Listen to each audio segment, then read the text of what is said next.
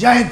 3:32 पे जम्मू से कश्मीर की तरफ कॉन्वॉय निकला सीआरपीएफ का 2500 जवानों का कॉन्वॉय, जो कि जनरली होता नहीं, 1000 कॉन्वॉय में होते। सबसे मेन क्या है ना, बहुत गुस्से में हूं लेकिन इतना कंट्रोल करके कोशिश ही कर रहा हूं। अगर मेरे सामने संविधान का, मैं हमेशा से कहता हूं कि संविधान का सम्मान करना चाहिए, कानून का करना चाहिए, लेकिन आज वो अंदर से वो फील है ना, इन जैसे हरामी गद्दार आ जाए ना, बीच में हाथ रख के फाड़ दूं सालों को, अभी वो फीलिंग है। लेकिन द कंसर्न इज सिर्फ गुस्सा, गाली है बहुत, लेकिन बात करना है ना। और बात क्या है, सबसे पहले क्या हुआ ये समझ लो। जितने त्योहार मना रहे थे ना, वैलेंटाइन डे से मुझे कोई प्रॉब्लम नहीं है यार, मनाना चाहिए, आपका पर्सनल वो व्यू है, बहुत अच्छी बात है, आपको खुशी मिलती करिए। ये वतन से बड़ा वैलेंटाइन कोई नहीं है बे। आज क्या हुआ है, आज वो 40 वहां पर शहीद हुए, क्या है इंसिडेंट समझो। पहले इंसिडेंट की बात करना पड़ेगी, उसके बाद बात करना पड़ेगी क्वेश्चन क्या है, सवाल क्या है कि हुआ क्यों, क्यों हुआ, खामियां, हर चीज पे बात कर। जब तक सवाल नहीं उठेंगे उसका जवाब नहीं आएगा। तीसरा, हमारी तरफ से क्या होना चाहिए, जो मुझे लगता है एक सामान्य भारतीय के तौर पर, एक नागरिक के तौर पर, bloody what action should be taken immediately. पहला, आज क्या हुआ इंसिडेंट, वहां से जम्मू की तरफ से जो कश्मीर आ रहे हैं, और किसके लिए आ रहे हैं पता है ना, इन्हीं सालों की सुरक्षा के लिए। मतलब मैं कश्मीरियों की बात नहीं कर रहा हूं, कितना समझाएंगे बे, और 50 बार तो मैं वीडियो कर चुका हूं बोल के मत बहको मत बहको। अब बात यह है कि वहां से आ रहे हैं 2500 से ज्यादा, 78 गाड़ियां चल के आ रही हैं सीआरपीएफ की।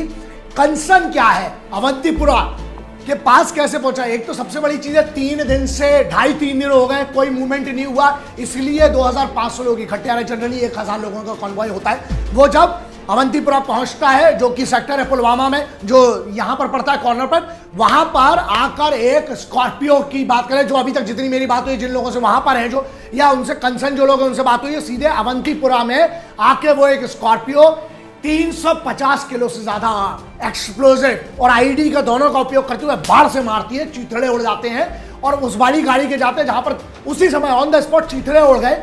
ये बात ये है, कंसर्न ये है, यहां पर ये समझना पड़ेगा कि ये इतनी बड़ी ब्रीच कैसे हुई, दैट्स अ बिगर क्वेश्चन। और अगर वो हुआ है नामर्दगी, अबे किस टाइप की क्या है नामर्दगी, क्या है तुम्हारी कांड में, तुम्हारी दमना अंदर गूदा है तुम में। अबे वॉर जोन होती तो बात अलग थी बे, तुम बहुत बड़ी बात करते हो। कौन सा इस्लाम है बे, और कौन सी जिहाद के नाम पे तुम निहत्ते मासूम लोगों को मार रहे हो। कोई वॉर जोन नहीं है, और ये सेफ रूट माना जाता है, जहां पे ये हुआ है सेफ रूट हुआ है। क्या बीच हुई है, कहां पर हुआ है, ये सबसे बड़ा क्वेश्चन। वो ठीक है, that's okay, that's a part different, but कैसे इतनी बड़ी 76 बटालियन जो है, 76वीं बटालियन की गाड़ी से ठोका, उसके बाद चिथड़े उड़ गए।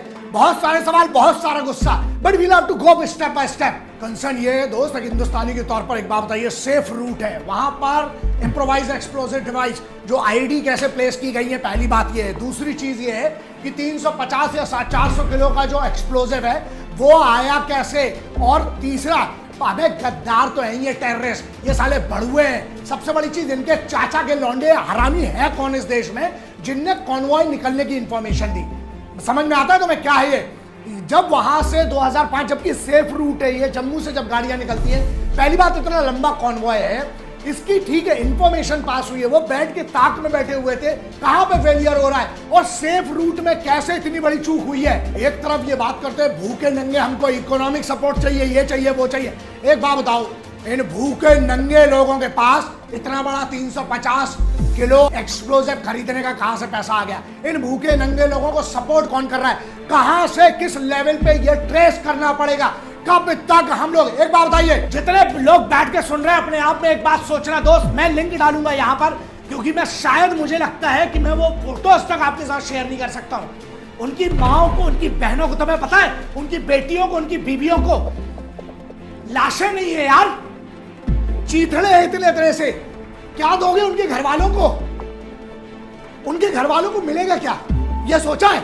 सबसे बड़ी चीज, इसका जिम्मेदार मैं बोलता हूं बॉस, अब बहुत, अबे पॉलिटिकल पार्टीज वाले गलत कंसर्न है, इस पे भी राजनीति मत करना बे, इस पे भी राजनीति मत करना, ये बहुत बड़ा कंसर्न है। एक इससे बड़ा कंसर्न ये है, डिबेट चालू हो जाएंगे उस पे साले सब आके ना, मैं इसलिए बोल रहा हूं सोल्यूशन चाहिए। सोल्यूशन क्या है आप, और सबसे बड़ी चीज, अभी एक बात बताओ, मरने वाले कांग्रेस को रिप्रेजेंट करते थे, बीजेपी को करते थे, समाजवादी को करते थे, आम आदमी पार्टी को करते थे, किसको करते थे?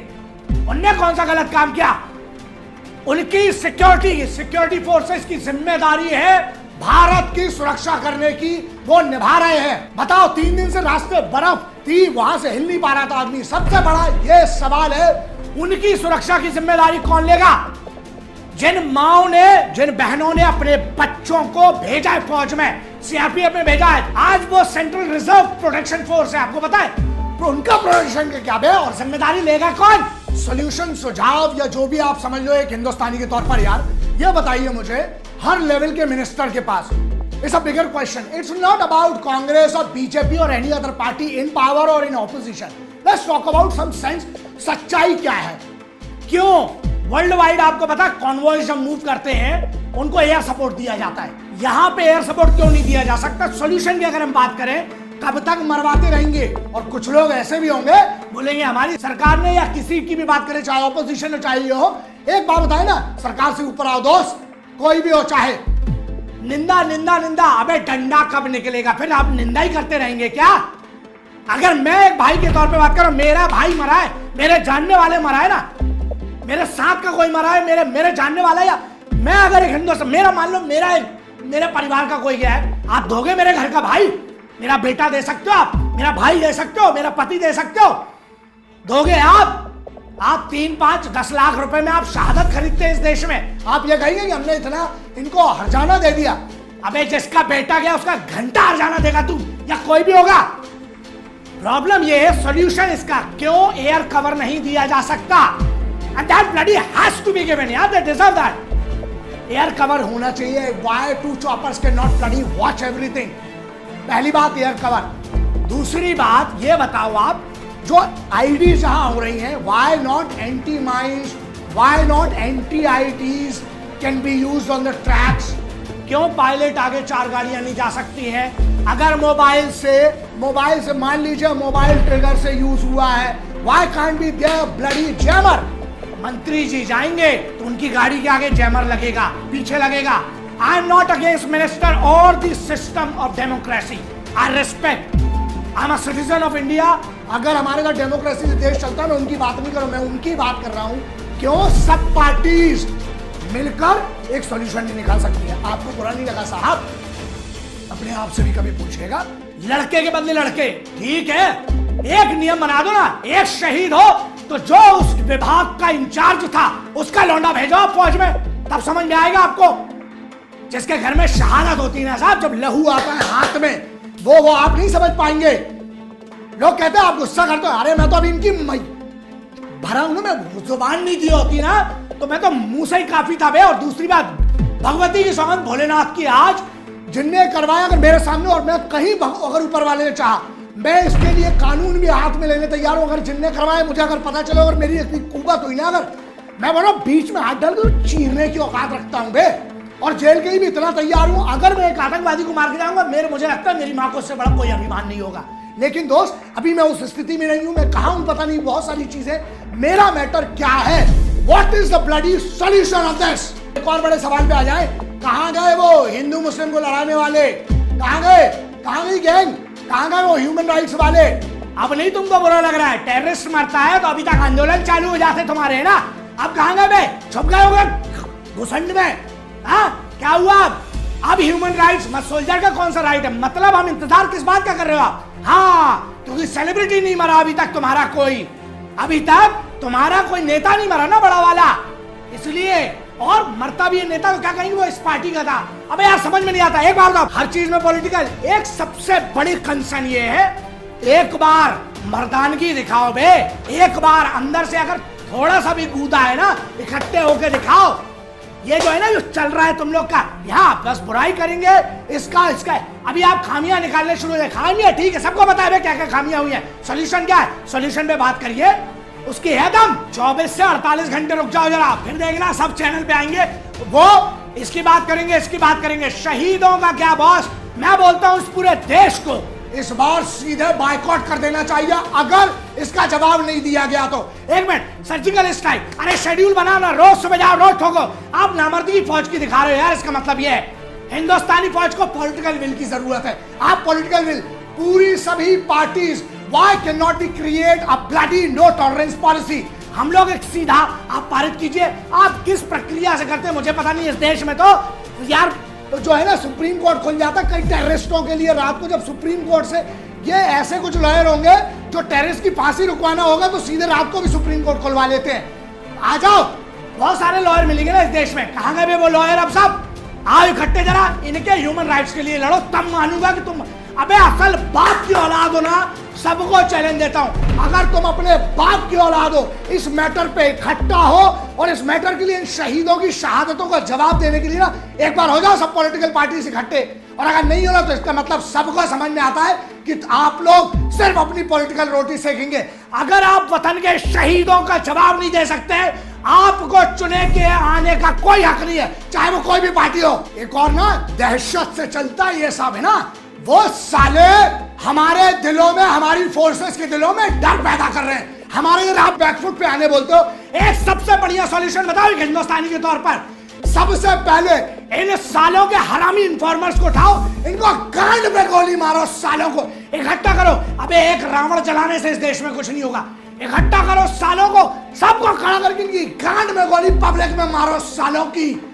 लोग कहते ना अबे मैंने बहुत कंट्रोल किया, इसलिए मैं बहुत कंट्रोल करके, लेकिन सच्चाई है दोस्त, बहुत हमने देखा हिंदुस्तान में ना बहुत बड़े बड़े डॉन बनते हैं, नए लौंडे नॉर्थ में गोलियां चलाएंगे हवा में। अबे तुमको डॉन बनना है ना, अबे हम तो बोलते तुम इनमें से किसी को मारो ना, मैं लड़वा लूंगा तेरा केस।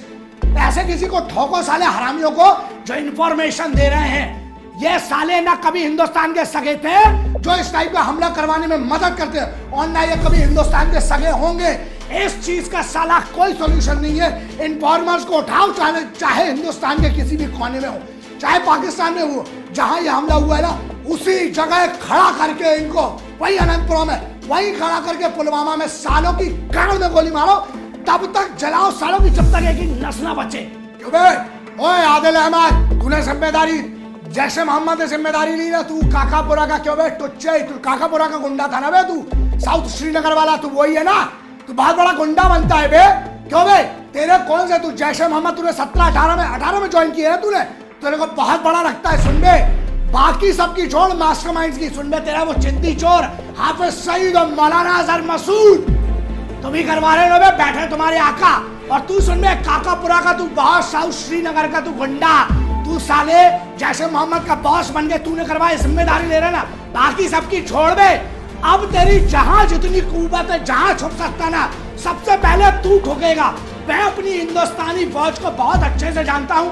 अब ये सवाल सुनो, यहाँ एक सवाल हो गया है क्रेडिबिलिटी पर।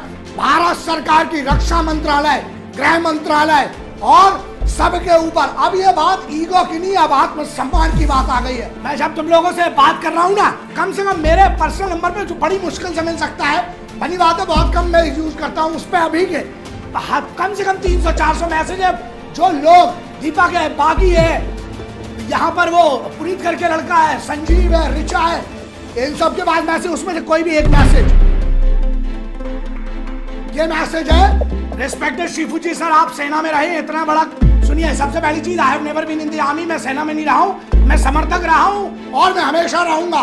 बगैर वर्दी के अलावा जो मेरी औकात है वो करता रहूंगा। सुनो, उसने लिखा है कि इतना बड़ा कारनामा बिना किसी सपोर्ट के हमारे देश में नहीं हो सकता है। इस देश के युवा की आपसे यही मांग है कि हमारी आवाज आप ही बन सकते हैं। इसकी जांच हुए, कितनी मात्रा में विस्फोटक कैसे आया, इंफॉर्मेशन कैसे लीक हुई है, ये आप जानते हैं। कौन कौन किस तरीके में है, आप आर्मी में रहे, नहीं मैं आर्मी में नहीं रहा हूँ, समझ, फिर से बोल रहा हूँ ये चीज, किस किस तरीके से इंफॉर्मेशन दी जा सकती है और क्या कर सकता है। इस चीज को जांच हुए, पूरा देश को ये करना है, पूरे देश में गुस्सा का माहौल है, हमारी गवर्नमेंट और आप जैसे कुछ लोग। मैं कुछ नहीं यार, बट हमें यह बात रखना चाहिए, अगर मैं आवाज हूं, मैं हक से ये आवाज रखूंगा।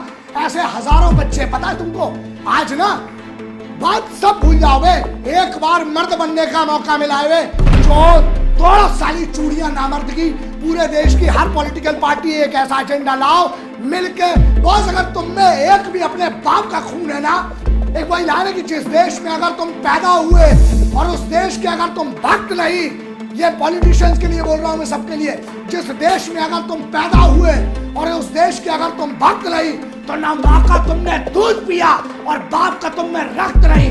प्रूव करने की बात आई है दोस्त। घुसो, मारो इनके इन्फॉर्मर्स, उठाओ, जब तक इनके दिल में दहशत नहीं होगी साले कुछ नहीं सुधरने वाला। उठाओ, पब्लिक में खड़ा करो, मारो सालों को गोली, तभी समझ में आएगा। हिंद, वंदे मातरम, इंकलाब जिंदाबाद, भारत माता की जय।